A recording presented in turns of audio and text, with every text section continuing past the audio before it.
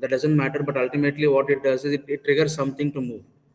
And if you look at the basic MEMS device, any component, MEMS sensor, it might be MEMS actuator, it might be, or any other device apart from the sensor and actuator. MEMS device will definitely have a mechanical component which is moving, and subsequent electronic component to process the stimulus.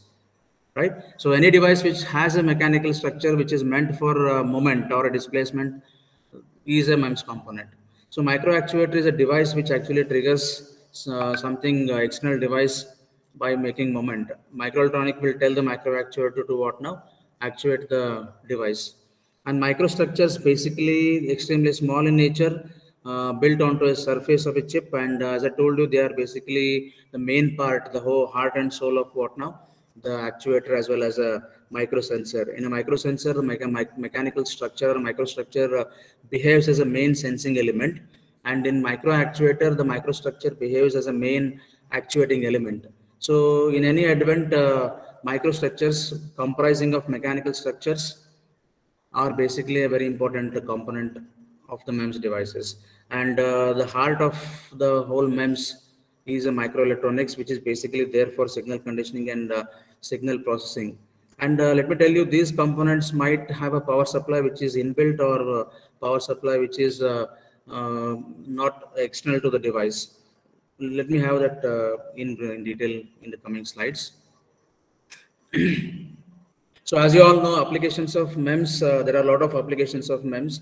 I have just made a table with the different criteria. As automotive industry, to be more precise, are using a lot of MEMS devices for internal navigation sensors, air conditioning sensors, brake force sensors, and suspension control accelerometers, fuel level and vapor pressure sensors, airbag sensors, intelligent tires, and there have been breakthrough in the development of airbag sensors. And you might observe in almost all cars you find the airbag sensor, the airbag systems now, which are basically the development of MEMS technology. And in electronic domain, you find MEMS devices or MEMS applications in disk drive heads, which is based on the magnetic principle, and then obviously inkjet printer heads, projection screen televisions, basically DMD, digital micromirror technology is used in the development of projection screens now. And earthquake sensors, avionic pressure sensors, mass data storage sensors are basically the electronic part of applications of MEMS. And in medical field, MEMS is basically used for blood pressure sensor, then muscle simulators and drug delivery systems. So there are a lot of research and development happening in the area of drug delivery systems, where the micro nozzles and micro needles are being developed for automatic and automated drug delivery systems. And implanted blood pressure sensors, basically blood pressure sensors. These are the need of hour now. Everybody is looking towards an accurate and very good pressure sensors, blood pressure sensors, either implanted or embedded inside the human body. Then medical field also makes MEMS also be used in prosthetics. Prosthetics is basically plastic or artificial arm, leg. In such applications, the MEMS also is being used. And miniaturized analytical instruments and pacemakers are the medical field applications of MEMS. And in communication, basically MEMS is used to develop fiber optic network components, RF relay switches and filters. And let me tell you, the lot of research is being also done in the area of RF relays, switches and filters. Projection displays in portable communication devices and instruments, so voltage control oscillators, splitters and couplers, tunable lasers, tunable devices are some of the communication applications of MEMS. And in defense, currently, if you leave the automotive application, which is leading, the defense is the next area where MEMS devices, MEMS sensors and actuators will be used by large. Probably to be more precise, what I can say is the defense sector will be next best to what now? The automotive sector in the usage of these MEMS devices. To be more precise, MEMS sensors are being a lot more used in the defense area now, defense sector. Basically in the form of munition guidance, surveillance and arming systems, embedded sensors, data storage and aircraft control. I have listed few, but apart from these, there are, for example, guided missiles, also make use of these MEMS sensors. And also pressure sensors are used in defense technology in the form of the cabin pressure sensing applications and pressure sensing applications in missiles and other areas. So these are the simple applications of MEMS. So coming to the sensors, basically all of you know sensors are a device that receives a stimulus and outputs an electrical signal. So it's a device or a transducer which takes any kind of stimulus from the external world or from the environment and convert that into a readable electrical signal. Generally, we say that the sensor converts input stimulus into a readable appropriate signal, but that appropriate signal happens to be always electrical. Right. So upon stimulus, the quantity, property, or a condition that is being sensed, sensor generate electrical output. In the broadest definition, a sensor is a device or a module or a machine or a subsystem that detects changes in its environment and sends the information to other electronics. Sensors are always used with other electronics. Basically, you can call them as signal conditioning or processing or amplification. But sensors are basically used with what now? Electronics. And I have just simply put an image from the internet showing you different types of sensors that are available. So let me tell you, why do we need MEMS for the sensors? Why do we need MEMS for sensors? Basically, we need MEMS for sensors because of the advantages of MEMS. Small size, low cost and high sensitive sensors are required for pressure sensing applications because of their critical role in consumer electronics, automotive applications and industrial environment. So as I told you, when the device dimension gets small, there are a lot of miracles and advantages that happens. So these sensors, when reduced to the micro domain, will be of small size, and obviously they consume very less power. The power consumption is very less, and let me tell you that the power consumption is very important because when you reduce the device dimension, typically of sensor to a micro domain, the power doesn't scale down appropriately to the micro level. The power which is there in the macro domain, when you convert that into the micro domain, it doesn't scale appropriately. It doesn't scale feasibly, to be more precise. So that's why there is always a trade-off whether to develop a device or a sensor with an inbuilt power supply or a power supply which is external to it. So when you this is basically a trade-off that exists. That's why we require power devices which should consume very less power, and obviously when you reduce this device dimension, the power consumption will be very small. And high sensitivity is also a very important advantage of these MEMS devices, because what happens is when you reduce the size of the sensing element, you doesn't require a lot of molecules or a lot of components for sensing. For example, if you are sensing dust particles inside a clean room using any sensor which consists of a mechanical structure, it doesn't require a lot of molecules or a lot of dust particles for measuring. So for example, one molecule or one dust particle is enough to sense the availability of dust particles inside a clean room. So what I mean to say is, when you reduce the size of the device to the micro level, the sensitivity of the device increases, accuracy of the device increases. That's a major advantage why MEMS is used for development of sensors. And obviously what happens now, when you fabricate these MEMS devices on a single wafer with the reduced size, you can develop a lot of devices on a single silicon wafer. So these devices can be mass produced or batch fabricated, hence they get what now? Cheaper.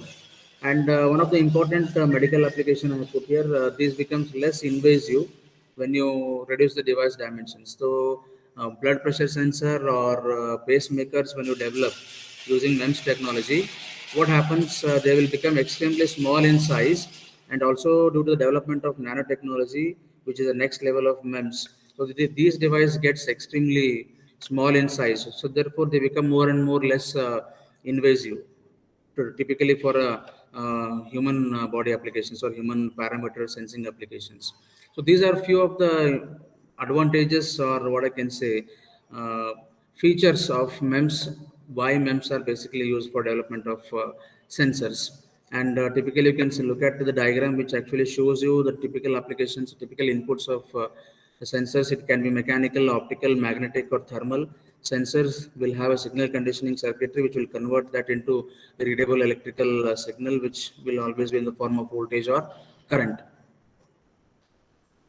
A typical constituent of MEMS sensor, this is how I put that. So power supply, I keep that external because, reducing power supply to the micro level will not be feasible. So therefore power supply will be external, and the sensor typically consists of a sensing element, which is a mechanical structure. It might be a cantilever or a COM drive or a simple mechanical structure made up of silicon.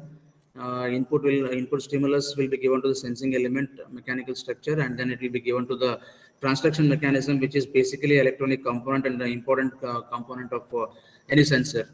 The transduction mechanisms typically used are piezoresistive, piezoelectric, resonant, capacitive, magnetic, and there are still more other transduction mechanisms used, but the predominant are piezoresistive, piezoelectric, resonant, and capacitive. So transduction mechanism basically comprises of electronic component which will sense the change in the mechanical structure and convert that into appropriate readable electrical signal. And signal conditioning circuitry is optional. It can be there and it can be built on a same chip of the sensor, or it can be external, but signal conditioning circuitry is basically used for the amplification of the signal. In most of the applications, the signal conditioning circuitry is used to remove the noise as well as for amplification of the electrical signal coming from the transduction mechanism. So this is a typical constituent of the MEMS sensors. So the sensors, if you have mentioned here, accelerometers, these are the sensors which are largely commercialized and are in use in the market. So accelerometers for electronic stability control and airbag deployment. Inertial measurement unit or IMUs, they are combination of MEMS accelerometers and MEMS gyroscopes for measuring yaw, pitch, and roll for autonomous driving. Magnetometer for direction used in navigation. Pressure sensors, pressure monitoring systems, might be cabin pressure or tire pressure monitoring. It goes on. And airflow sensors, air intake monitoring, fuel sensors for fuel level indicator, impact and crash sensors basically for impact detection and used in airbag deployments, and MEMS microphones for communication and noise cancellation, temperature sensors for automatic climate control, and engine temperature monitoring. These are typical sensors which are commercialized. So coming to the MEMS pressure sensors, as you all know, measure pressure and convert that into measurable signal. Pressure sensor developed with MEMS technology are most primitive MEMS components that were fabricated. So these are what I can say is, apart from the inkjet printers, these were the most primitive MEMS devices that were fabricated. Even though this happens to be almost very long back, but still there is a lot of research possible in the area of pressure sensors, and as their applications are still prolonging, there are a lot of applications still make use of pressure sensors. Therefore, they are still existing and they are still going good. So pressure sensor constitute a large share in MEMS mechanical sensor market, typically in the automotive sectors. MEMS pressure sensors can be easily fabricated by using most of the process which are familiar to the IC industries. Basically, the MEMS pressure sensors make use of the microfabrication technology, which includes surface micromachining, bulk micromachining, and to some extent Liga also. But predominantly when you develop a MEMS pressure sensor, the surface micromachining technique and bulk micromachining techniques together are used. And the typical materials what we use in the pressure sensor development are silicon and silicon variants, along with some metals and some insulators. So what I can say is this pressure sensor area based on MEMS technology still makes use of process which is standardized and very mature, which is used in the IC industries. The micro or nano pressure sensor using micro nano fabrication methods have emerged as a promising class of pressure sensor due to their remarkable miniaturization and performance.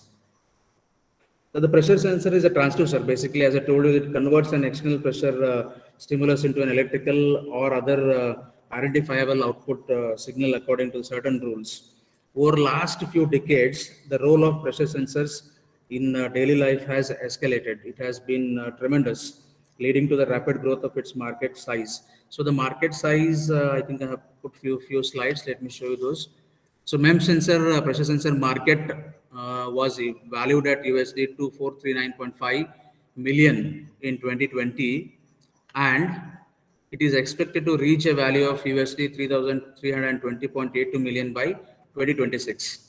This is the amount of tremendous growth and money involved in the development of pressure sensors. There is a huge market for pressure sensors till 2026, and beyond also. People are expecting a lot of money and a lot of market available for the pressure sensors. Even though if I say these pressure sensors were most primitive and almost 3 to 4 decades they have been being developed by researchers, still there is a lot of scope for development, because the everyday need of the industry is increasing. They need a lot of autonomous, lot of flexible, lot of intelligent, robust pressure sensors, highly accurate, high sensitive, very small space consuming pressure sensors. So all of these requirements is basically driving the development of MEMS pressure sensors. So probably what I can say is now in the R&D institutions, people are looking at developing nano pressure sensors, which is again still a reduction in size of the sensor, but still the sensitivity is being increased. So what is happening is the size of the devices is being pulled down. At the same time, people are observing that the sensitivity of these sensors is increasing. So you have moved from the micro domain to the micro domain, MEMS, and towards the nano. So what is happening is device dimension or a pressure sensor dimension is reducing. At the same time, the sensitivity, accuracy, reliability, all other parameters concerned with the pressure sensor is basically increasing. So therefore, there is a lot of scope for the pressure sensors in the market, and people can take up research in the pressure sensors. So there are typical transduction mechanisms used in the pressure sensors. We'll have a discussion on that. But apart from these, people are looking at new materials, new technology, new techniques, new transduction mechanisms, which can increase the performance of these pressure sensors and make them suitable for the market. So automotive application is a major sector which holds a major market share. It is being now, and it is expected to be holding the major share in the sensor market in the coming years, because there is a lot of technological transitions happening in the automotive sector, and a lot of sensors are being deployed in the cars. If you look at the luxury cars now, if you talk about the BMWs, if you talk about Rolls Royce and other luxury cars, almost hundreds together sensors are being used there, and major part of those sensors are developed using MEMS technology. There are different applications. What I can say is for airbag sensing, or cabin pressure management, or cabin temperature, and automatic wiper on. You talk about all of these, tire pressure measurement.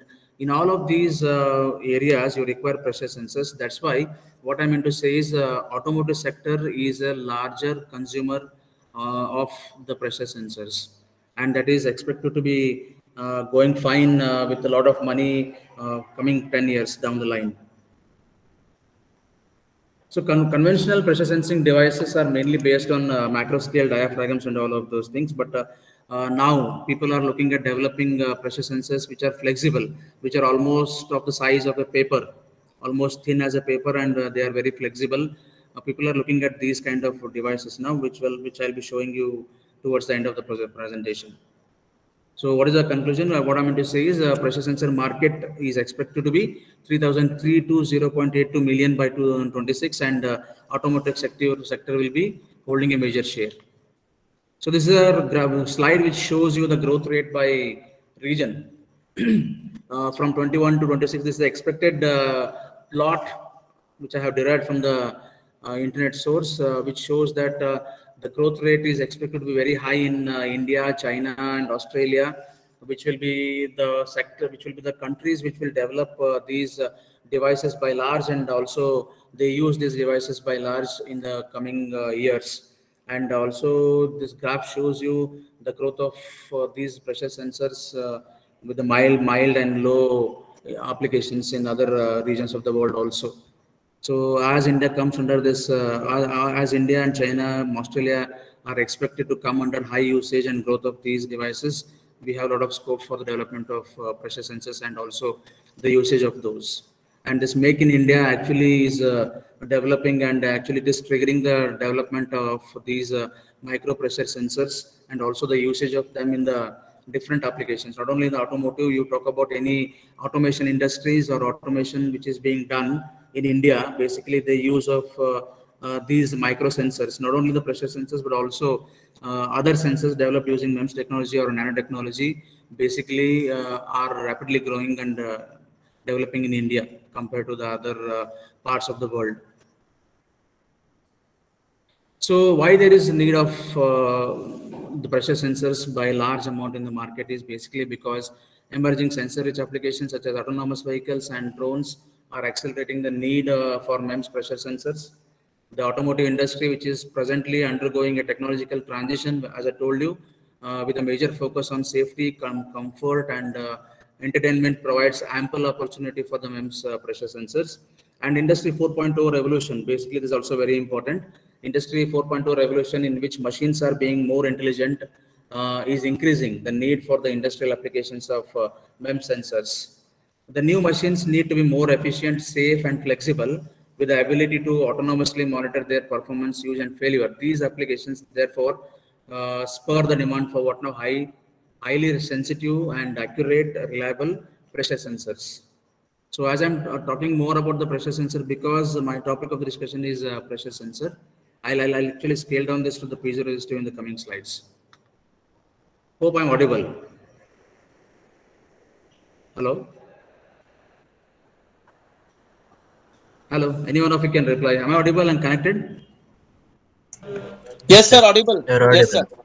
Yeah, thank you very much.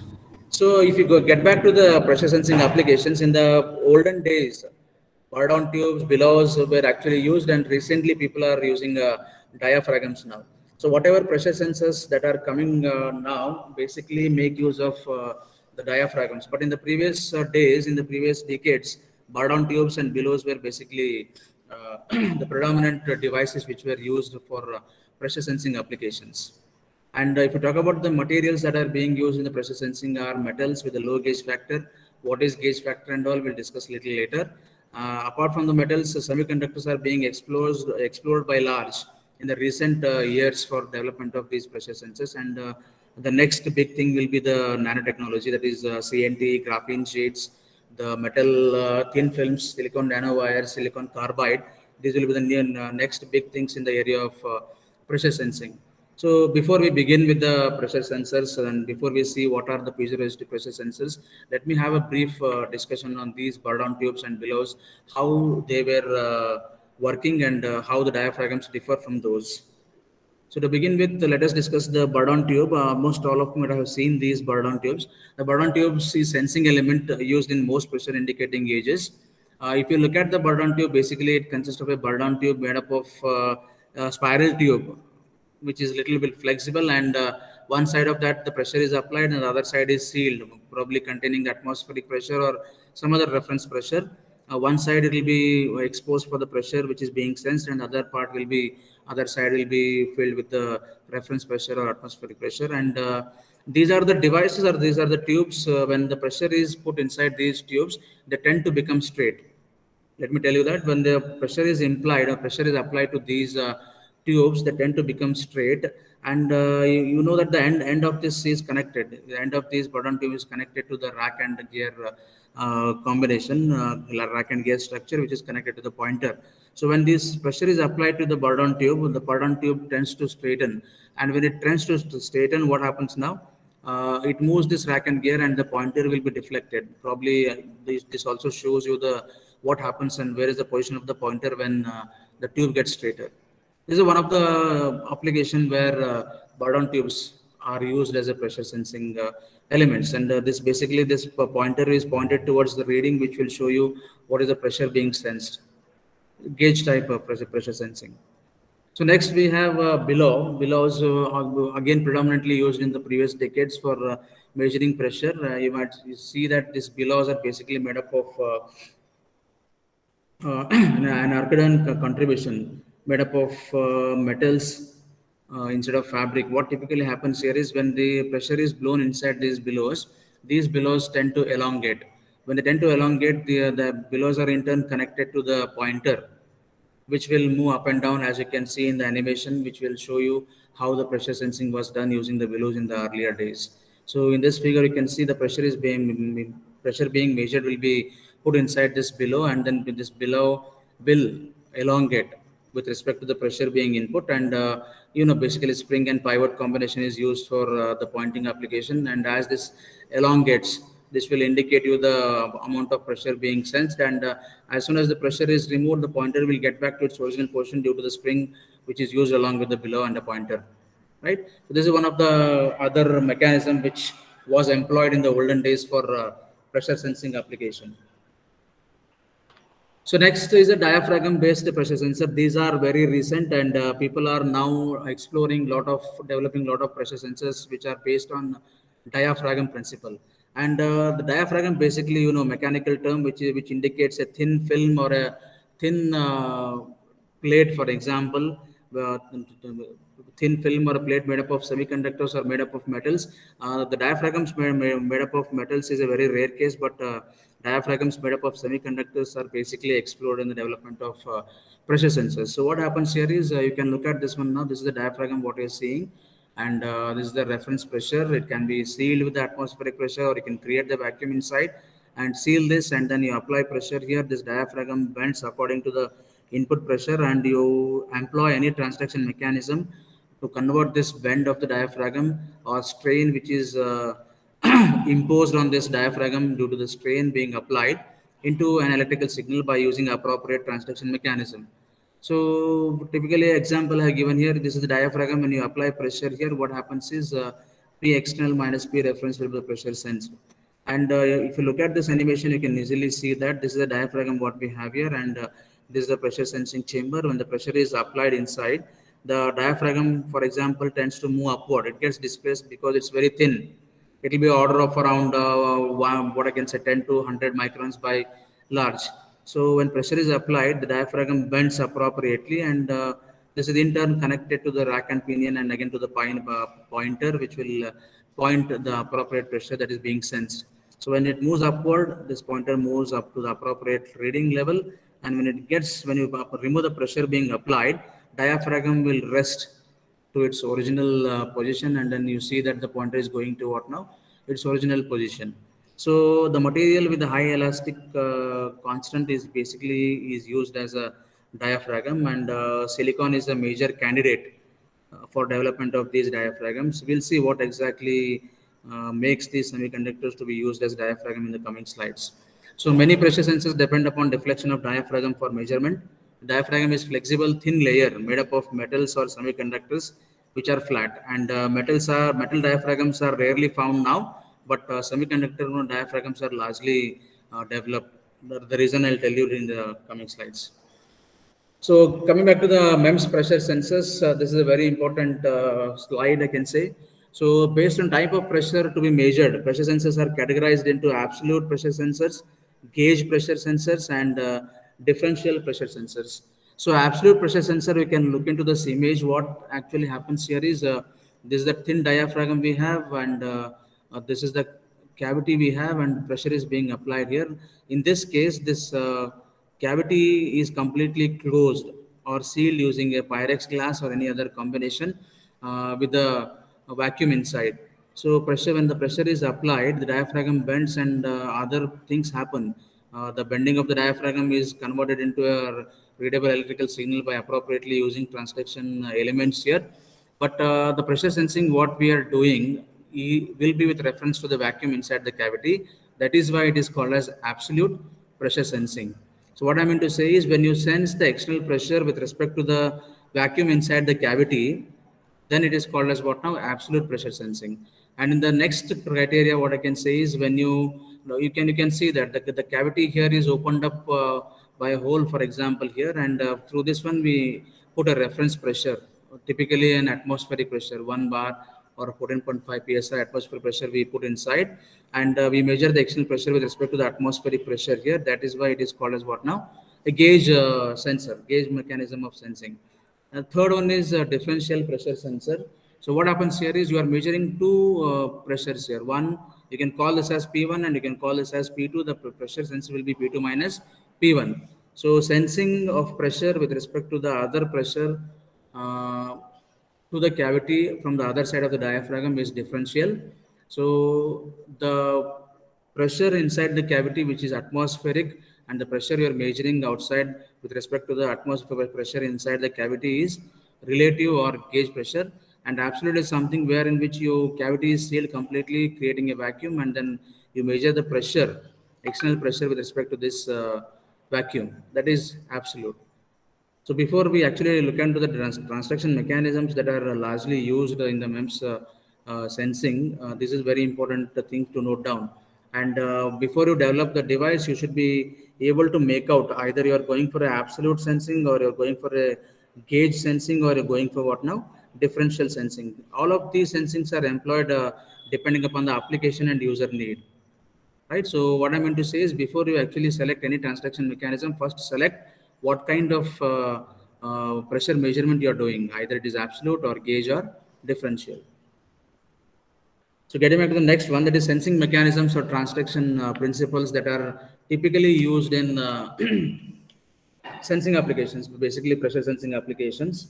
This is very important. A lot of transduction mechanisms are involved in sensing mechanism where the piezoresistive sensing again dominates. The reason is I'll tell you. So there are different types of mechanism: piezoresistive, capacitive, piezoelectric, resonant, optical. All of these mechanisms, I call them as a transduction mechanisms, which are used to convert the external pressure stimulus into a readable electrical signal. I hope you are following this one. What happens here is these are all piezoresistive, capacitive, piezoelectric, resonant, optical. These are basically the transduction mechanism used to convert the input pressure stimulus into a readable form of electrical signal, either in terms of change in resistance converted to the potential or change in capacitance converted to the voltage. Piezoelectric happens to be directly voltage. Resonant, change in frequency, resonant frequency, and optical, again reflection and diffractions are used. So first, to talk about the piezoresistive sensing mechanism. The discovery of piezoresistive effect was basically in the year 1856 by Lord Kelvin. Several decades afterward, C.S. Smith, probably in 1954, was able to investigate piezoresistive effect in silicon and germanium. So this actually contributed to the significant development of miniaturized piezoresistive sensors. And since then, sensors have become one of the most well-known and widely used approaches in sensing applications, basically to sense force or displacement, flow, or obviously pressure sensing. The basic principle of piezoresistive pressure sensing is conversion of pressure stimulus exerted on a device into a resistance variation that can be measured and recorded. Let me tell you, piezoresistive principle is basically a principle where the pressure conversion is done by measuring the external pressure in the form of change in resistance of the material used as a sensing element. So there will be a sensing element which will be exposed to the applied pressure, and that pressure happens to change the resistance of that material, and that change in resistance is quantified using the electronic component which is there in the sensor. So ultimately what I can say, piezoresistive sensing is a mechanism where the change in resistance of the material is explored or exploited to sense the external pressure being applied. And capacitive is typically capacitive pressure sensor converts applied pressure into a capacitance variation by using parallel electrocapacitors. You already know parallel plate capacitors we have come across, and this capacitive sensing mechanism exploits that change in capacitance, making use of two electrode parallel plate capacitive principle. So we have a well-known equation that is C equal to epsilon naught epsilon R A by D. So this capacitance change can be due to the change in the D, that is the gap between the two electrodes, or the area, that is overlap area. Either the change in the area or change in the gap D between the two electrodes will change the capacitance, and that change in capacitance can be converted into appropriate electrical signal. So ultimately what I mean to say is the capacitive sensing principle is based on change in capacitance using a parallel plate concept, either in the form of change in D or in the form of change in A.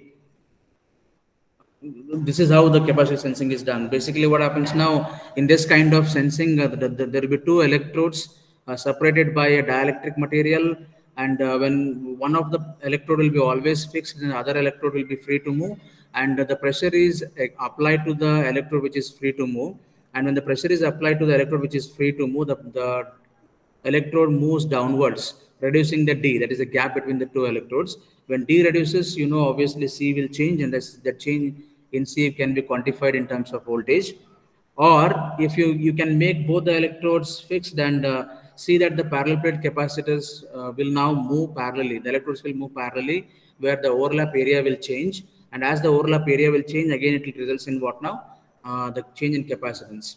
And best example what I can quote here is the COM drives. Many people might have come across the usage and development of COM drives, which are largely used in airbag sensors. So COM drive is a best example of change in the overlap area, also change in D, where the moment is measured and the capacitance is converted into potential. Then the next one is piezoelectric. Piezoelectric effect was first discovered by Curie brothers in 1880, when a piezoelectric material is under external stress. So what happens is that the small amount of temporary potential will be developed, which can be notified, which can be read using simple electronics. So this piezoelectric mechanism, transaction mechanism, is very simple. What happens here is when you apply pressure, piezo means pressure, and electric, what happens here is change in electricity or development of electricity, to be more precise. When a piezoelectric material is used, and when you apply pressure or stress onto the piezoelectric material, a small temporary potential develops at the surfaces due to the polarization happening inside the material.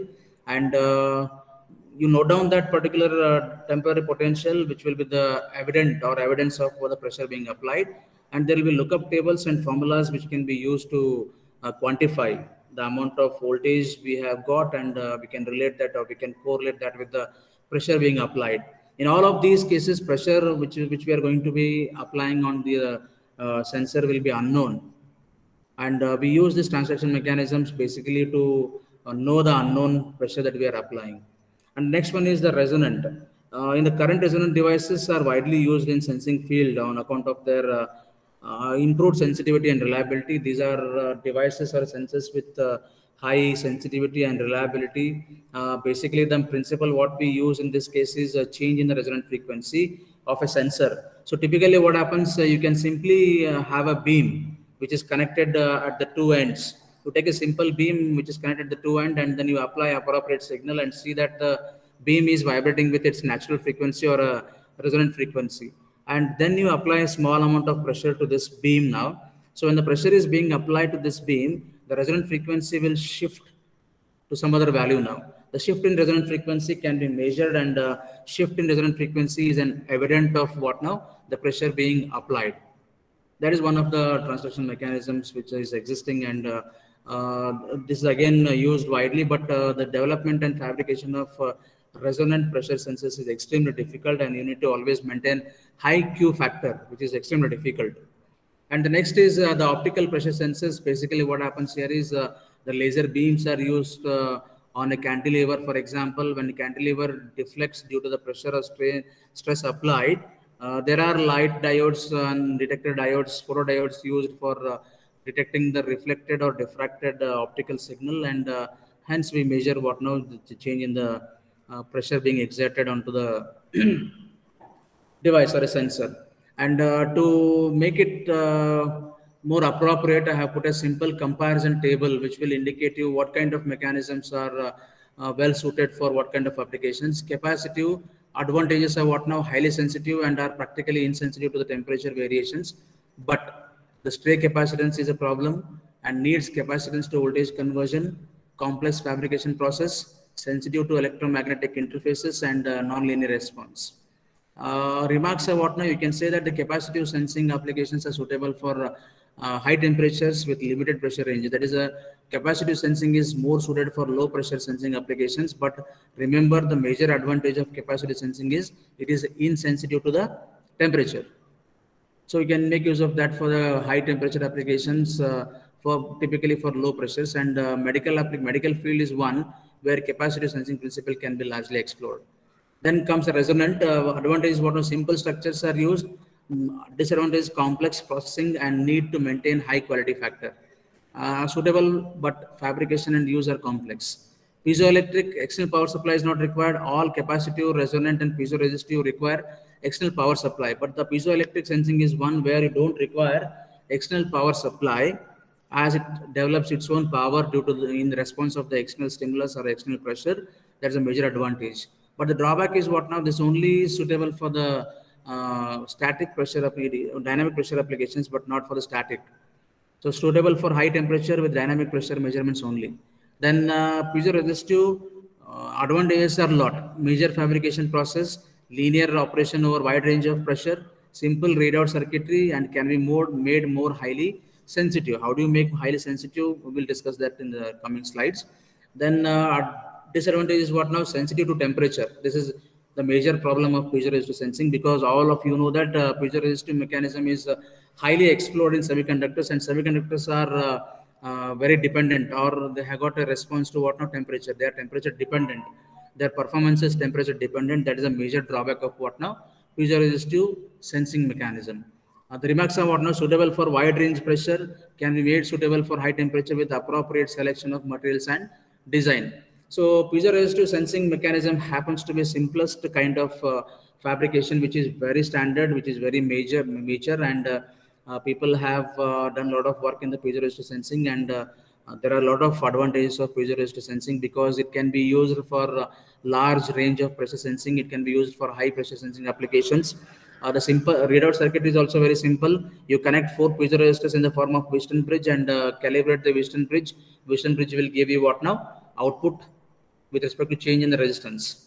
A simple readout circuitry we can have. That is a major advantage. But the only drawback that the piezoresistive sensing has is what now? The temperature sensitivity, which has to be taken care of and which has to be reduced using appropriate mechanisms. So what I can say here is piezoresistive transduction is widely used in many applications as they are highly sensitive and simple to fabricate. So my research topic is piezoresistive sensing. So I'll be concentrating majorly on piezoresistive sensing mechanism. So before I move on to the piezoresistive sensing, metal strain gauges were predominantly used in the previous decades, in the olden days, for the pressure measurement. So in metal strain gauges, change in resistance due to change in the geometry happens. That is change in the change in the shape or shape deformation results in small change in the resistance, which can be quantified. And as I told you, the change in the geometry, change in resistance is extremely small. What people did is they used zigzag conductor patch commonly to increase the length of the resistor and the amount of total resistance under a given area.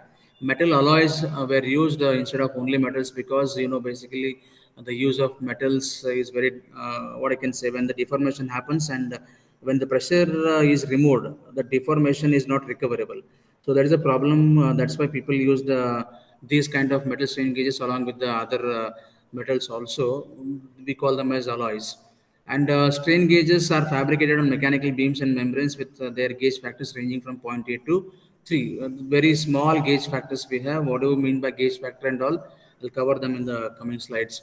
Now people have stopped using these metal strain gauges, but there are a few applications in the MEMS also where you are bound to use the metal strain gauges.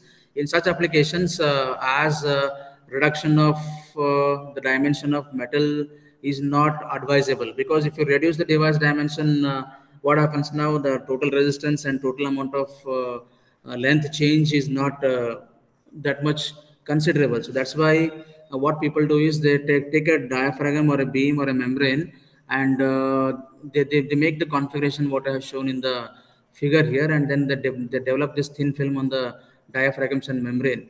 But ultimately the gauge factors range only from 0.8 to what now? 3, which is extremely small. And the semiconductors exhibit much more higher gauge factors compared to the metals. So therefore, nowadays, whatever pressure sensors we are coming across, all of those are developed using semiconductors, as semiconductors have got very high gauge factors of the order of 150 to 200 for silicon, and 1000 till 1000 for the carbon nanotubes and other thin films. I mean other nanowires, for example. So semiconductors are showing high gauge factor because of their high piezoresistivity. Hence, these metal strain gauges are now replaced by the semiconductors.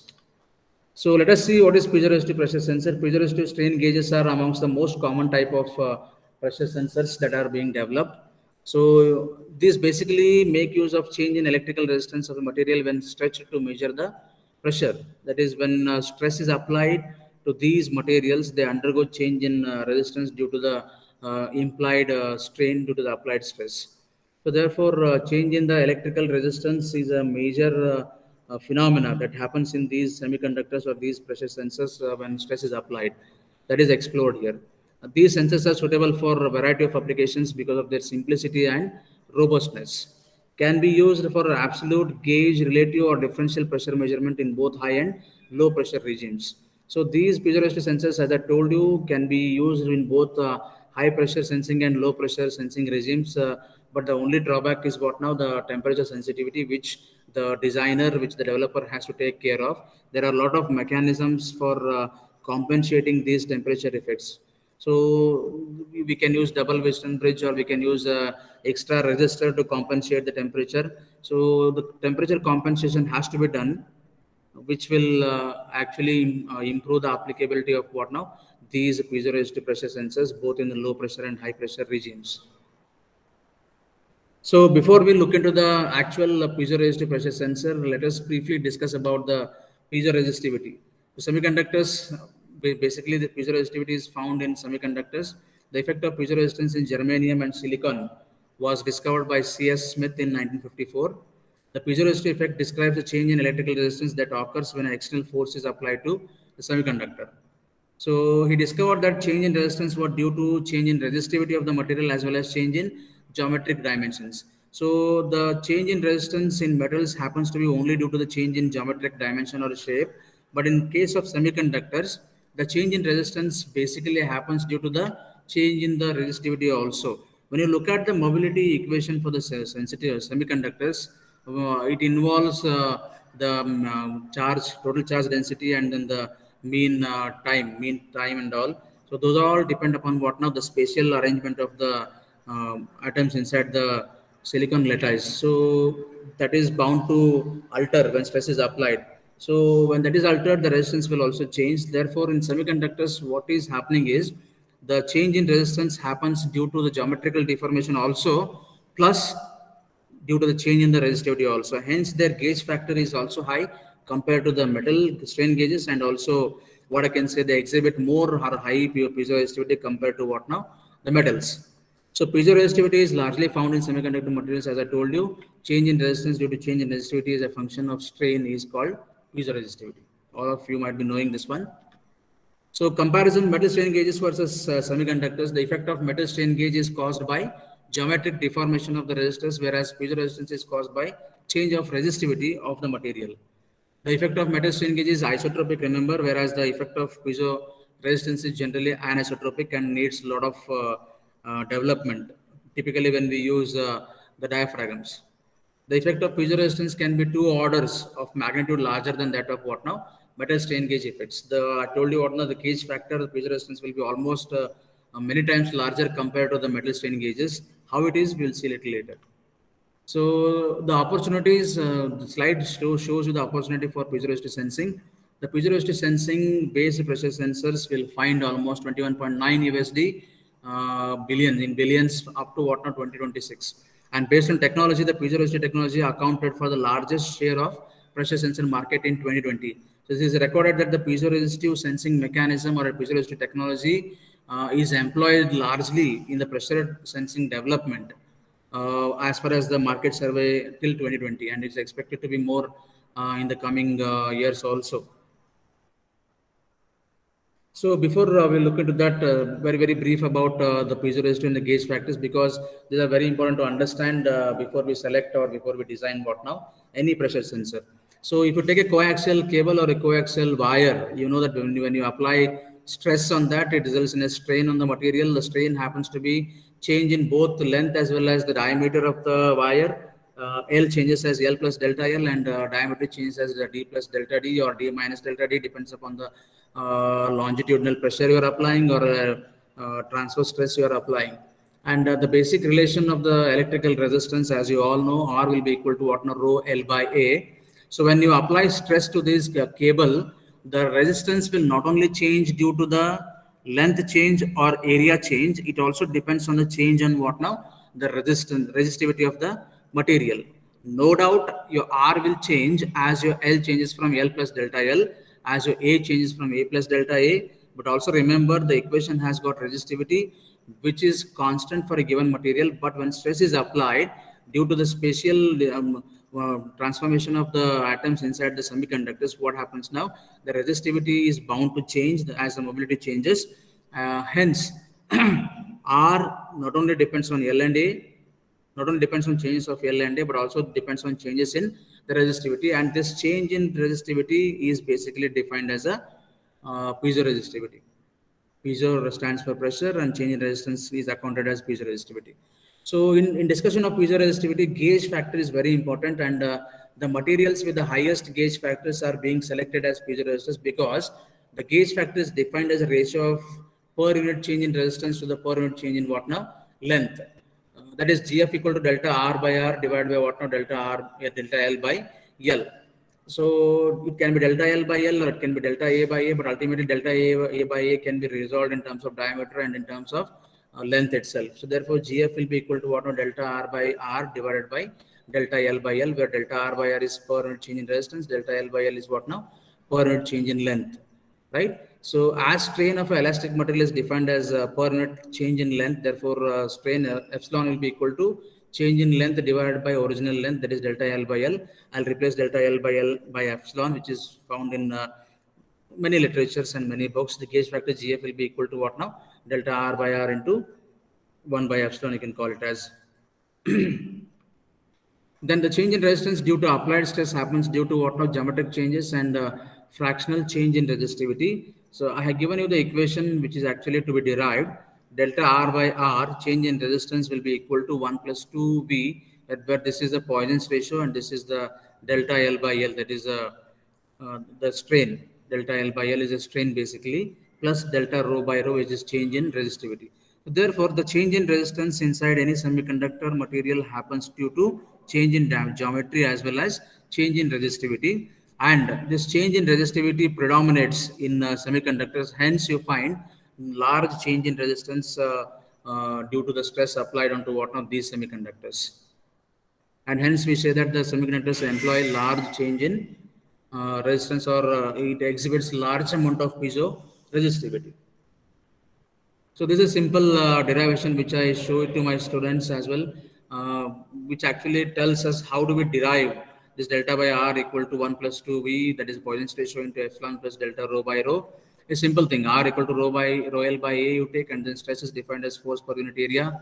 Strain, change in dimension to the original dimension. It can be in terms of delta L by L or delta A by A. Then you need to get the derivative of this R with respect to the stress being applied. Take dr by ds, then you get the derivative of rho L by A. So once your rho gets constant, when your L gets constant, the other time your rho and A will be constant. You get the derivative and then you divide that by R equal to rho L by A, make some mathematical implications here. Then consider A equal to pi R square also, because you know that when you take a coaxial cable, only the length will not change, your A also will change. So use that in the equation, above equation, and finally when you do a little bit of mathematics, what we get is delta R by R equal to 1 plus 2 times of Poisson's ratio into epsilon plus delta rho by rho. And gauge factor, as I told you, GF will be delta R by R divided by delta L by L, or delta R by R into epsilon, 1 by epsilon, or divided by epsilon. So I told you the metals will exhibit low gauge factor, whereas the semiconductors will exhibit larger gauge factors. Because of this reason, the GF will be given as 1 plus 2V Poisson's ratio plus delta rho by epsilon. For most metals, this Poisson's ratio is about 0.3, and change in resistivity due to strain is 0.4. So when you use these values in the equation given, you find that GF will be equal to what now? Only the value of 2, which is very small. So change in resistance in metal is basically delta R by R equal to 2 times of delta L by L, that is 2 times of the mechanical strain. right? So therefore GF is very small for the metals, whereas when you look at the semiconductor, so delta rho by rho can be replaced as pi into sigma, where pi is piezoelectric coefficient of the material and sigma is a stress. And we also know that sigma can be resolved into Young's modulus and the strain we have. So GF will be now 1 plus 2v into pi epsilon pi e. So GF will be 1 plus 2 times of 0.3, Poisson's ratio for silicon around 0.3 we have, and plus of pi piezoelectric coefficient into Young's modulus 138.9. So around 150 to 200 is a gauge factor for semiconductors. So as semiconductors has got highest gauge factor, we prefer that to be used as the piezoresistive materials. So this is a typical piezoresistive pressure sensors, what is being developed.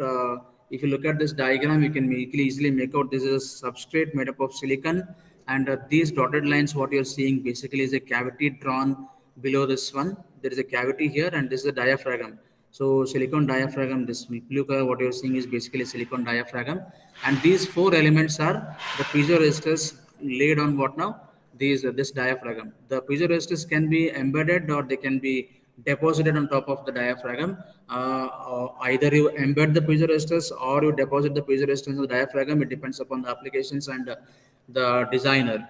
But there are two mechanisms for putting these piezoresistors on the diaphragm. Either you embed or you deposit them. So this is substrate basically there for mechanical support, and you have a cavity below this diaphragm. You have a diaphragm and then four piezoresistors placed here, and these four piezoresistors will be connected in the form of Wheatstone bridge, which is used to convert the change in resistance in terms of what now voltage. So how does this work? When you apply pressure to the diaphragm, when you apply pressure to the diaphragm, what happens here is the resistance of these resistors will change. The resistance of these piezoresistors will change, and as they are connected in the form of Wheatstone bridge, the change in resistance is quantified as V out, or a change in the voltage from the device. So initially, before you apply the pressure, all the four piezoresistors will be having the same resistance value. When pressure is being applied, either one of these piezoresistors or two of these piezoresistors will undergo change in their resistance, which will make the bridge unbalanced. And when the bridge unbalanced, what happens now? You know the property of Wheatstone bridge. It will give you some potential. When the bridge is balanced, your V out will be equal to 0. When the bridge gets unbalanced due to the pressure applied in this case, your V out will be readable. And looking into the V out, you can quantify or you can correlate the amount of pressure being applied onto what now? This silicon diaphragm. This is how the simple piezoresistive sensing mechanism is employed. And this is a cross section of the piezoresistive pressure sensor, what you can look into. This is a diaphragm and these are the piezoresistors, and this is a cross section view. Only you can see the two piezoresistors here, and pressure is being applied. When the pressure is applied, what happens now? This diaphragm will bend, and this is the cavity being shown here. The same thing you can see. This is the diaphragm, this is the cavity, and this is the Pyrex glass which is sealed. This can be vacuumized, or you can fill the atmospheric pressure here and measure the pressure. So when the pressure is applied, what happens now? This diaphragm will bend downwards. When it undergoes into the strain, it gets strained due to the stress applied. The same stress or strain is transferred onto one of these piezoresistor materials. And as you all know, when stress or strain is applied to the piezoresistor material, they undergo change in resistance. And this change in resistance is quantified in terms of potential using the Wheatstone bridge. This is how typical piezoresistive pressure sensor work. And piezoresistors are made up of N-type or P-type silicon, and are either manufactured or separated separate elements for bonding to the surface of sensing diaphragm, or embedded. As I told you, you can embed or you can deposit the piezoresistors on the diaphragm. But what I can say, typically the highly doped N-type or P-type materials are used because of the gauge factor they possess, and the diaphragm will be intrinsic silicon, and the sealing can be done using any Pyrex glass or any other materials. And you all know that MEMS is basically a technology where n number of materials are used. You use semiconductors, you use plastic, you use ceramics, glass, anything you talk about, those are used somewhere now and often in what now? These MEMS devices. So this is the typical piezoresistive pressure sensor what I have shown here. And this is our typical diagram which shows you how the piezoresistors are connected in the form of Wheatstone bridge. Two arms will be biased using the external power supply, and two arms will be taken for the V out in the form of Wheatstone bridge, you can see. So this is a change in the voltage delta V, and this is basically used to bias. This is used to bias the two arms, and you have R1, R2, R3, R4. R1, R2, R3, R4 will be same before application of the pressure. When pressure is applied, either you see R1 is changing or R2 is changing, or R1 and R2 both are changing, but not all. Either of those has to change, and then this makes the bridge unbalanced, and definitely what happens now, we'll get the readable output voltage. The four piezoresistors are connected in the form of what now? Wheatstone bridge. So as I told you, piezoresistive coefficient, it makes sense a little bit to understand what is the piezoresistive coefficient and how the single crystal silicon and piezoresistivity are related. So single crystal silicon exhibit excellent piezoresistive effect. Doped silicon, both p-type and n-type, show good piezoresistivity compared to intrinsic silicon. The relationship between change in resistance and applied stress field is generally given as delta R equal to pi into sigma, where delta R will have 6 tensors. Basically when you go to look into the cubic lattice of the silicon, there will be 6 stress tensors or 6 stress components, and therefore 6 delta R, that is delta R XX, X, Y, Y, Z, Z, and so on, is a change in resistance and small piezoresistive element which compared to the stress component. Sigma, XX, and all of these 6 are basically the stress components, and in all of these 6 stress components of stress tensor, there are 3 nominal, and 3 nominal means what? Normal, and 3 shear stress components. XX, YY, ZZ are normal, XY, XZ, YZ are shear stress components. The vector pi is called as a piezoresistive coefficient matrix of a 6 by 6 order, which is constant for a given material.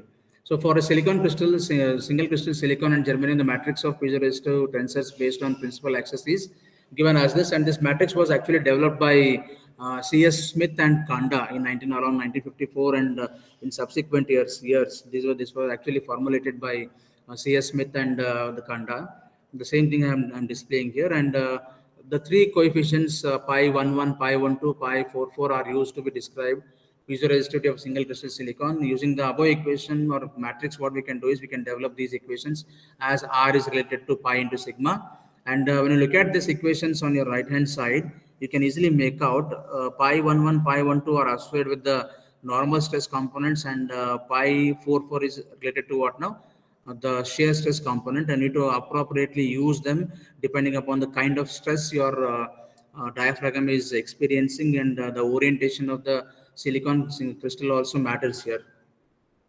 So the values of 3 coefficients for 100 orientation at room temperature, this I have taken from the Thayranchu book, where you can see the p-type silicon, n-type silicon resistivity, and pi 11 component piezoresistive coefficient, pi 12 piezoresistive coefficient, and pi 44 piezoresistive coefficients are displayed, and you can see the values are very large compared to the metal strain gauges. That's why they are used as a piezoresistors.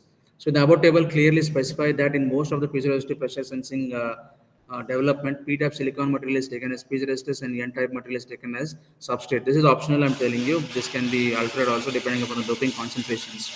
Change in resistance of piezoresistors can be calculated using this formula also, where pi L and pi T are the longitudinal and the transverse piezoresistance coefficient, and sigma L and sigma T are what now? Longitudinal and transverse stress components. So the key design factors in the piezoresistive pressure sensor is gauge factor, sensor materials, proof pressure and burst pressure, and positioning of piezoresistors is very important. So gauge factor, as I told you, basically defined as delta R by R divided by delta L by L, and semiconductor strain gauges undergo large change in resistance when exposed to pressure, exhibiting piezoresistive effect, and hence the gauge factor is high. And to have high sensitivity, there is a need to select materials with a high gauge factor, because the change in resistance has to be considerable when you apply stress onto these piezoresistors. I have put a table which has got gauge factors for different materials. I have mixed the CNT and other silicon nanowires here, where the gauge factors are extremely high. So metal foils or strain gauges comes around 2 to 5. Thin film metals which are developed on the MEMS diaphragms will come around 2. Single crystal silicon around 200, polysilicon plus or minus 30, thick film resistors are 100, and type G 102. So these are different gauge factors for different materials I'm showing here. Then the other design criteria, design factor is sensor materials. Sensor materials becomes extremely important when you select or design as sensor. So substrate can be any intrinsic silicon variant. Diaphragm material can be again as any silicon variant. It can be N type or P type depending upon the requirement. But selection of piezoresistors is very important. The piezoresistors has to be selected which has got a very high gauge factor and which has got a very high piezoresistive coefficient. Substrates and diaphragm are basically used for the mechanical support of these piezoresistors, as piezoresistors are the main sensing element of the pressure sensors. And also remember, these materials has to withstand high temperature during the fabrication process. So the some materials has to withstand high temperature applications where the devices are fabricated. So therefore the materials has to be properly and very crucially selected. And there are methods and technologies which are readily available, theories which are readily available for selection of materials depending upon the input criteria that you are looking for. Then the other design factors are proof pressure, where proof pressure is 1.5 times the nominal pressure applied on the sensor. This proof pressure is basically the pressure over which the sensor operates normally within the given specifications. Whereas the burst pressure is very important. Burst pressure limits the ultimate stress to be applied onto the diaphragm. When maximum stress exceeds this burst pressure, the diaphragm bursts and undergo plastic deformation. So before you design a pressure sensor, you should be always taking care of what now? This burst pressure. Look at the burst pressure and then develop your diaphragm. So P burst is given as 3.4 times of sigma max h square divided by 1 minus V square into A, where sigma max is maximum stress, h is height of the diaphragm, V is Poisson's ratio, and A is the area of the diaphragm.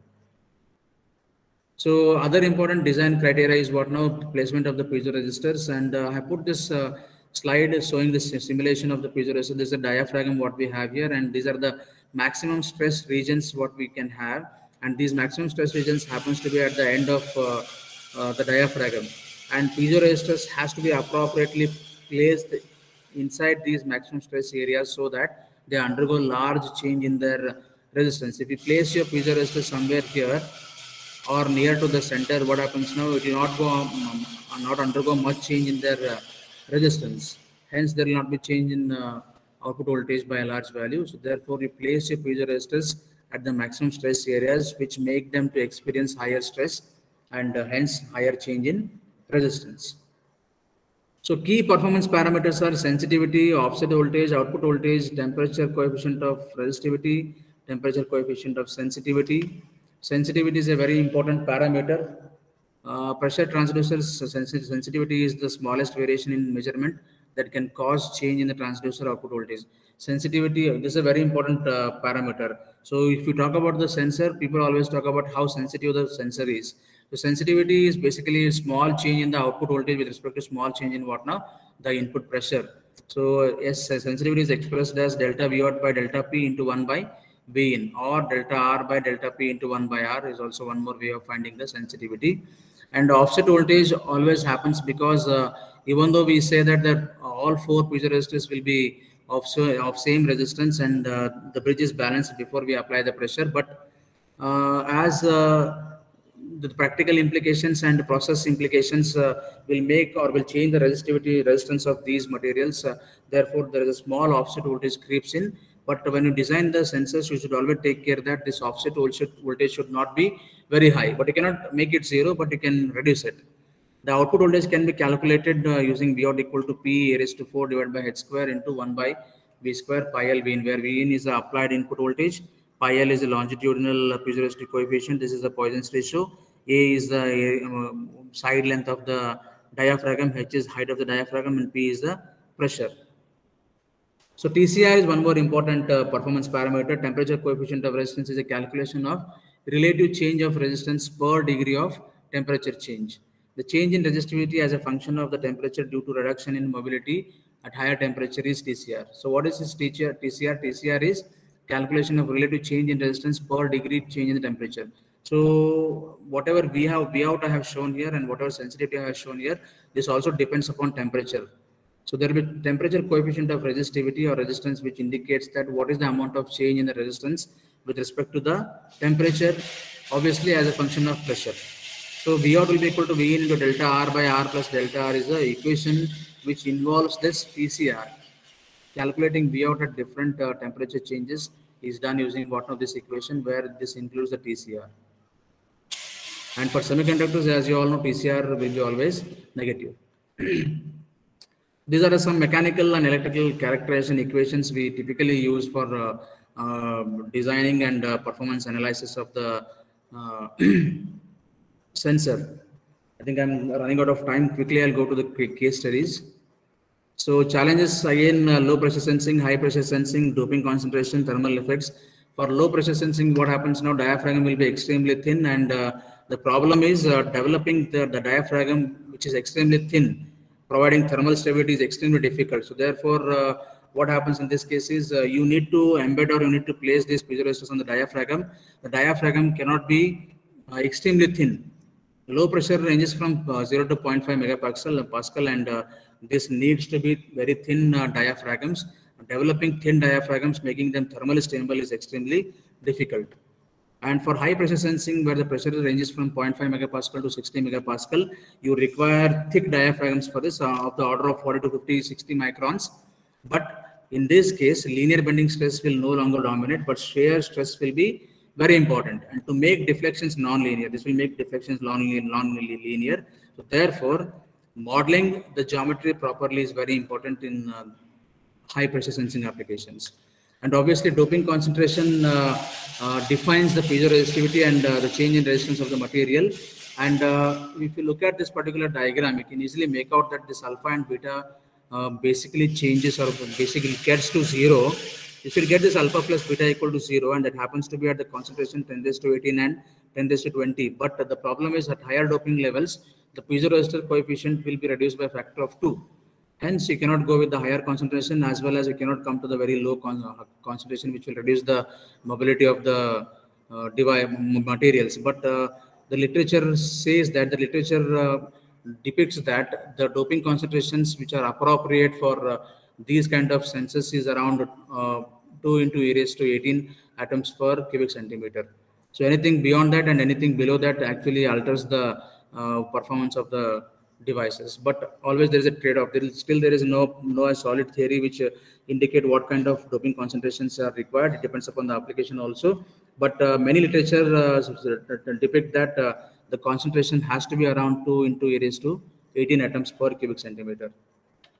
So temperature effects, as I told you, is very important, and the piezoresistive pressure sensor is temperature dependent, and these equations reveal that the temperature is playing a major part in deciding the change in resistance at certain temperature, and we ought also, hence temperature compensation has to be looked upon when you develop the devices. And also a very important thing is when you develop these devices, the piezoresistors are p-type, for example, diaphragm is n-type, for example.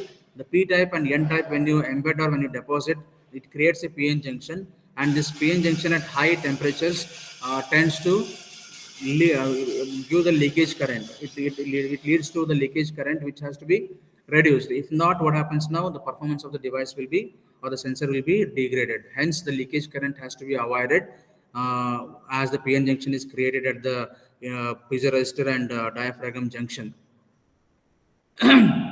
So let us quickly move towards the case study I have for you people. So this case study is for a high temperature application where the device has been developed for high temperature applications, which avoids the leakage current and increase the temperature range of the sensor. The device layer consists of polysilicon. The polysilicon is selected here because polysilicon shows better mechanical properties and is compatible with the high temperature processing applications, where when we develop these pressure sensors, you require high temperature applications. Polysilicon hello. So polysilicon is used. The device layer consists of polysilicon, which is isolated by SiO2 with a substrate. The substrate is made up of N-type silicon. The fabrication of surface micromachine MEMS device utilizes polysilicon as structural material because it has got excellent mechanical property and is compatible with high temperature processing and interfaces very well with the thermally deposited SiO2. And before I show you how the device is fabricated, let me give you some details about the device. N-type silicon wafer of 2-inch diameter with 100 orientation is considered. The sensor is fabricated with a thick handle layer of single crystal N-type silicon, which acts as a diaphragm, which is of 20 microns, and on top of which a thin layer of SiO2 of 250 nanometers thickness is developed. On top of silicon dioxide, a device layer of boron doped polysilicon of thickness of 200 nanometer is deposited. The entire device, including contact pads, is around 1.5 mm by 1.5 mm. Chrome gold combinations are obviously used for connecting the piezoresistors. Diaphragm thickness is 40 microns. Sensors has a piezoresistors with the L equal to 1, length is 140 micron, width 11 microns, and thickness of 0.3 microns in dimensions. Sensors with a square diaphragm of side length 600 microns and thickness of 40 micron is fabricated. The sensor is fabricated targeting the pressure range of 0 to 1 megapascal. All these were simulated before they've been actually taken for the fabrication using COMSOL multiphysics and CoVentorWare software, where the device dimensions are optimized using some optimization techniques and trial and error methods to obtain the required sensitivity. The major target of the device development and simulation was targeting sensitivity, and once the appropriate sensitivity is achieved, and this was taken for the fabrication, and the fabrication is done. So device dimension, diaphragm dimension 600 by 600 micrometer by 40 microns is the diaphragm dimension. Contact pads are 500 micron by 500 micron. Piezoresistors are 140 micron in length, 11 micron in width, and then 230 nanometers in thickness. Connectors are basically chrome gold combination. Overall device dimension 1.5 mm by 1.5 mm. The design factors, apart from this, there are plenty of other design factors, but to mention few, the burst pressure was 48 megapascal. Till this pressure, you can use this diaphragm, and the maximum displacement what we obtained is 0.17 micrometers, and the dynamic response of the device was around 5.9 megahertz. So the fabrication process flow goes like this. I'll quickly go through this fabrication process. As far as this device development is concerned, I think this part is very important because many of us know what is a pressure sensor, how it works, how piezoresistive pressure sensor works. All those theories we know, but while we fabricate this device, it becomes extremely complicated. And I think before somebody takes up the research, he should be exposed for this kind of fabrication mechanisms, wherein which he can think and send proposals for IITs and IIScs for fabrication. So in that context, I have put this sensor fabrication process flow. So the detailed process flow goes like this. So silicon wafer with 100 orientation, N-type, 250 micron thick and 2-inch diameter, single side polished wafer with a sheet resistivity of 4 to 7 microns and ohm centimeter is taken, and a layer of 250 nanometer SiO2 is grown on both sides of the wafer using 2-inch dry oxidation. You can see here, this blue color indicates the silicon dioxide that is being grown on both sides, and the oxidation is done in the oxidation furnace at 1000 degrees Celsius temperature. The dry oxidation is selected here, and the dry oxidation is carried out for 5 hours inside oxidation chamber. The dry oxidation is basically done here because it gives us a good film quality with the little pores. There also exists a wet oxidation, but wet oxidation is not preferred. There is a trade-off here. That is, if we go with the dry oxidation process, the thickness what we get is limited, but the quality is very good. When you go to the wet oxidation, the thickness we can get around 5 microns, but the quality is poor. So to get the good quality of silicon dioxide, dry oxidation process is used. The thickness of that was around 0.2 micrometers. And the PPR is spin coating is done, which is appropriately 1.8 micrometer on both the sides. You can see that the black color what is existing here is a PPR, and once the PPR coating is done using a spin coating machine, backside UV lithography is done. That is the first level of lithography we call it as, and after the lithography, the PPR development is done, where the PPR is removed here. This becomes removable once we go for the UV lithography. So this part of the PPR is removed to create the cavity. So this slide shows you how the sensor is being fabricated now. So the backside UV lithography is done, and then the PPR is developed. The PPR will be removed, and then what happens here is the SiO2 from here will be etched off by using 5:1 BHF for 2 minutes, followed by dipping in acetone to remove the PPR from both the sides. So this is, in this case, what happens now, PPR was already removed in the previous slide. Now the SiO2 is removed using 5:1 BHF for 2 minutes, and then finally this PPR is removed to have a device layer along with the SiO2. Then after this, what happens now?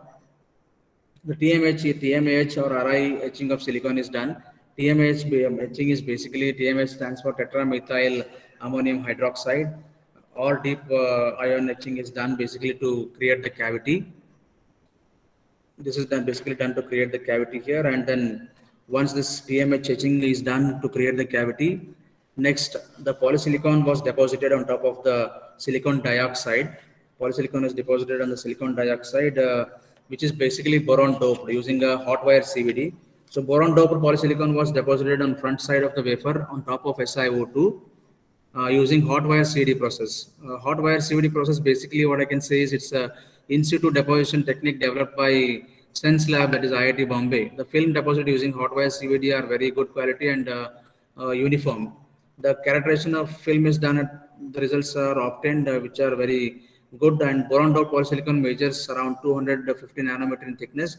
The film is deposited at temperature of 450 degrees Celsius with filament temperature of around 1900 degrees Celsius to obtain polysilicon. The recipe used for a hot wire CVD has been shown in the slide there. So base pressure was 4.6 raised to -7, gas pressure. These all things are basically the recipes used for the hot wire CVD, and hot wire CVD is basically developed in the IIT Bombay, and there are few literatures where you can see that the hot wire CVD is used for development of polysilicon layers, and the films obtained using this hot wire CVD is extremely good quality films we get.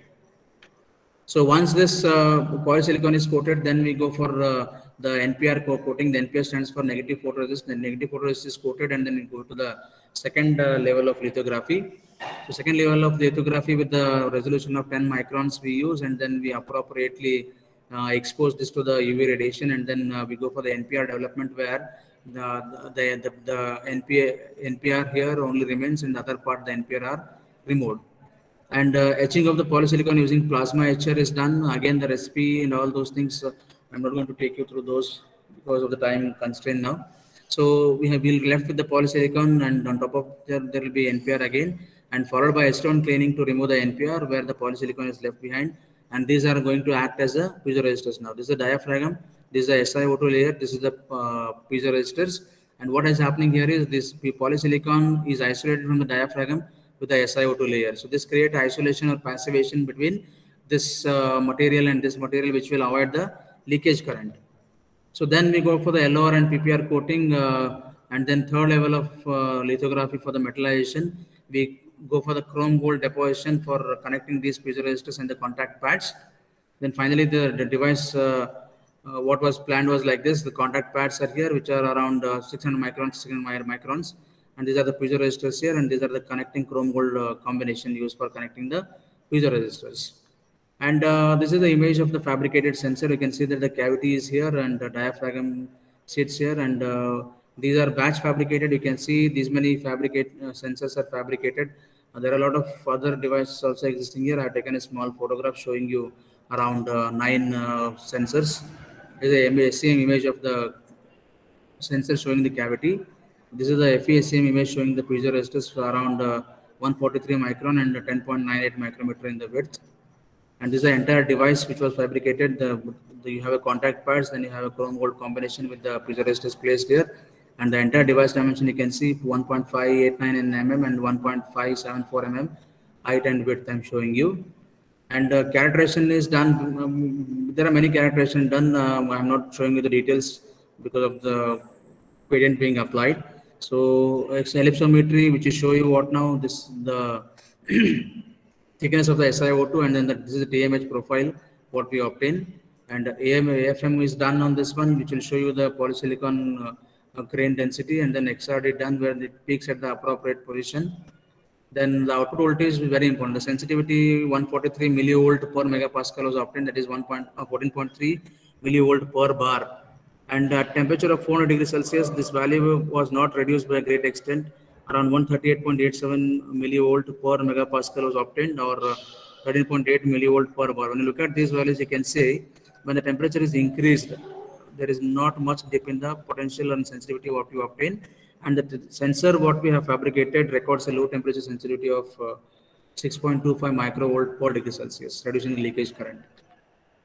And further, the recent developments in the research opportunity, if I talk about, as I told you, piezoresistive concept is very old, and still being explored, but people now are trying to make use of very new materials, and new mechanisms and techniques for making this piezoelectric sensing more efficient and more sensitive.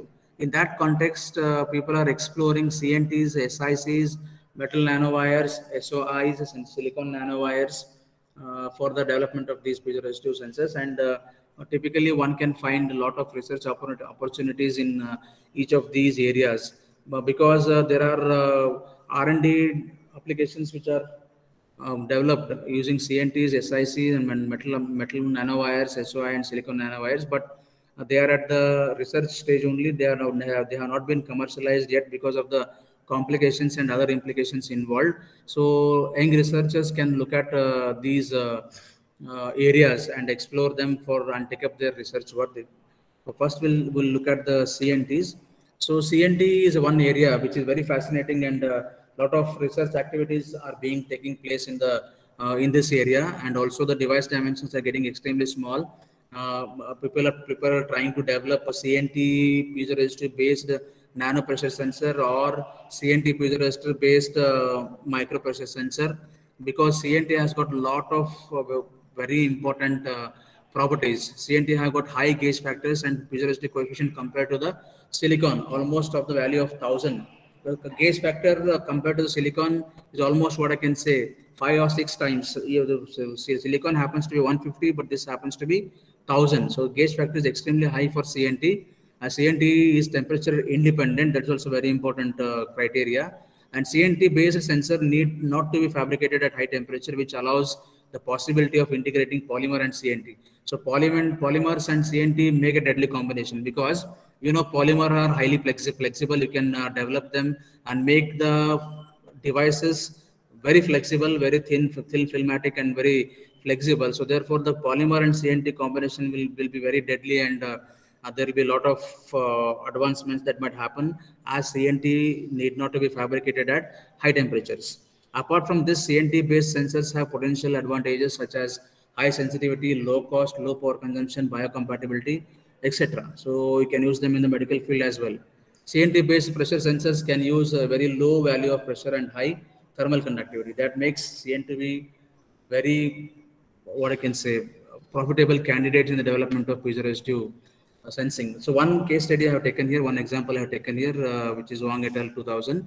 So multi-walled CNTs are developed between two gold contacts, in which the substrate is isolated using the pyroline C, and PMMA is used as a base material here.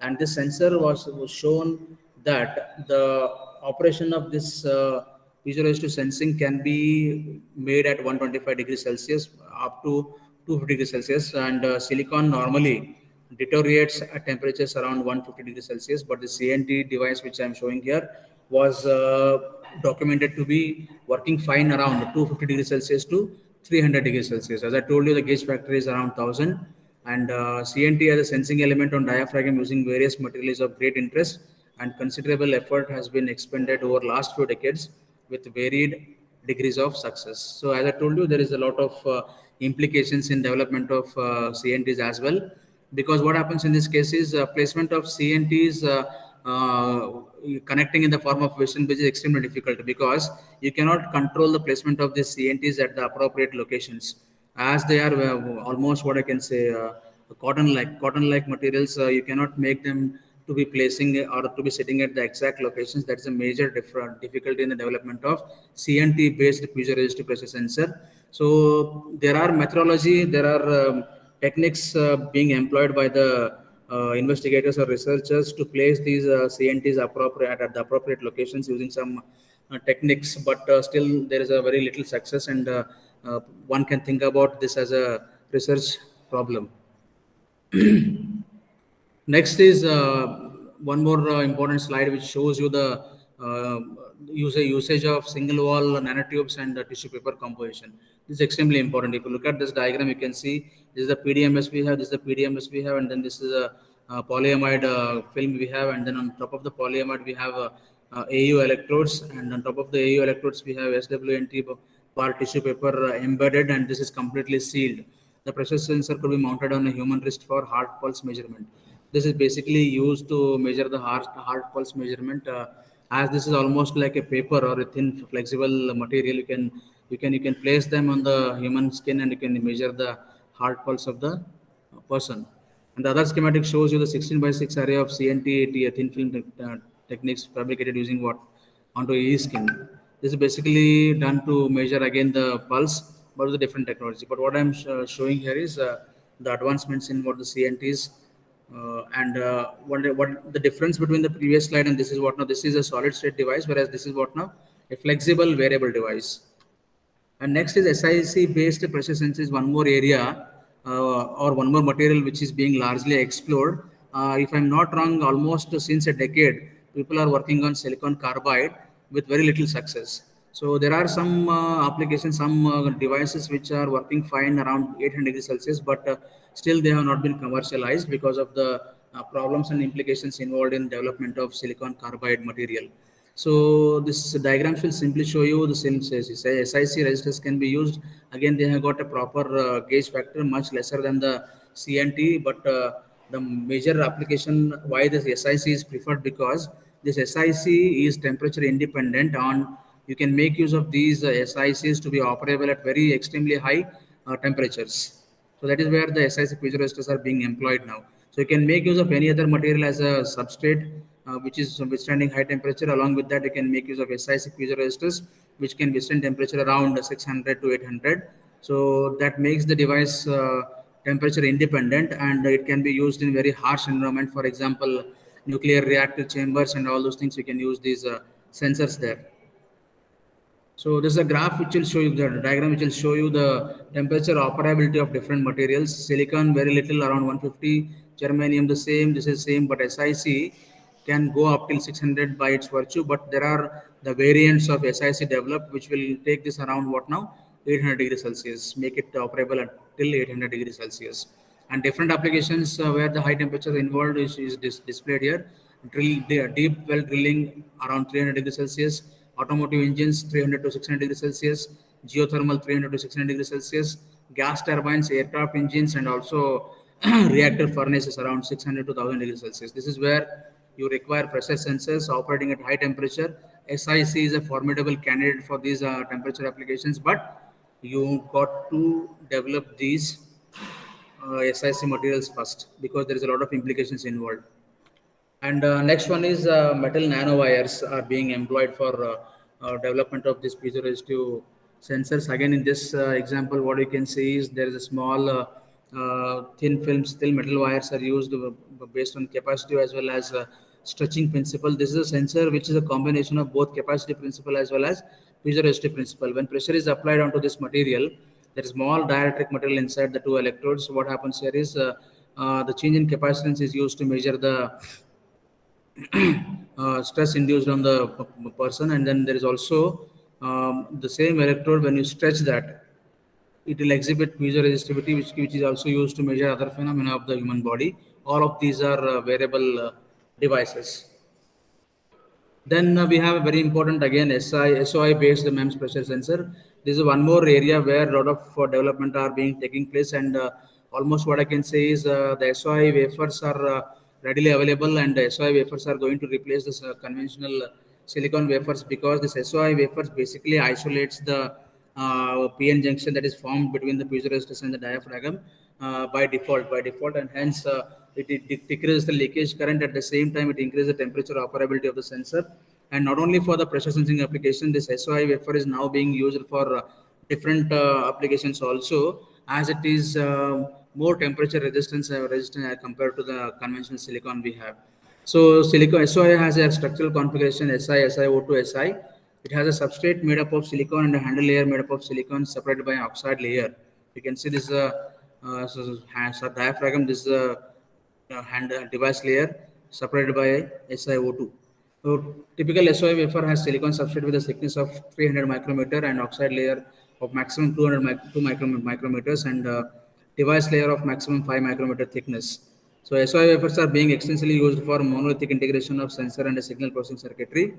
SOI wafer fabrication has been geared up in the recent years because it isolates the PN junction which was forming in the previous sensors when the piezoresistors are either embedded or implanted into what now? The diaphragms.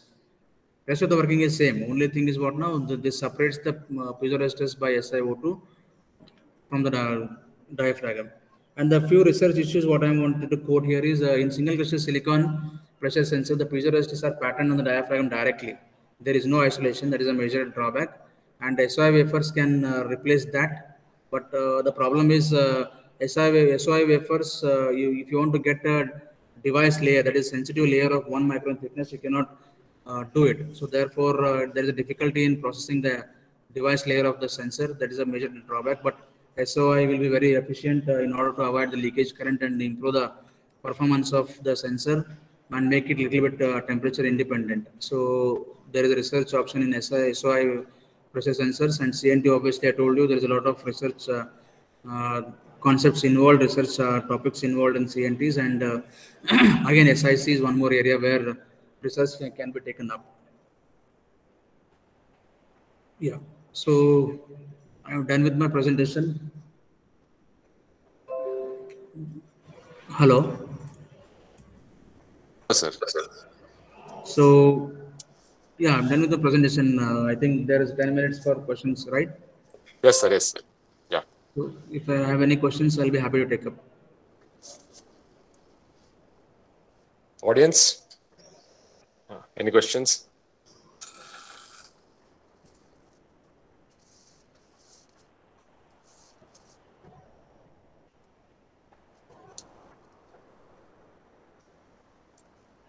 Okay. Okay. No questions? Okay, sir. Yeah. Yes. I, Anish Jain MB, on behalf of Department of EC, AIIT, I would like to thank you so much, sir, for sharing your wonderful thoughts and expertise with us, sir. Thank you, And sir. also, Thank you. we really appreciate the time you took for the inspiring presentation, sir. Thank you, sir. Thank you very much. Okay. So now I now also thank all the participants for your interest for this topic. Okay, thank you all. And our next session begins by 11:45. So can I log out now, sir? Yes, sir. Yes, you can go. Okay. Thank you, sir. Thank you. Thank you very much, sir, for the presentation. Yes. Participants, the feedback form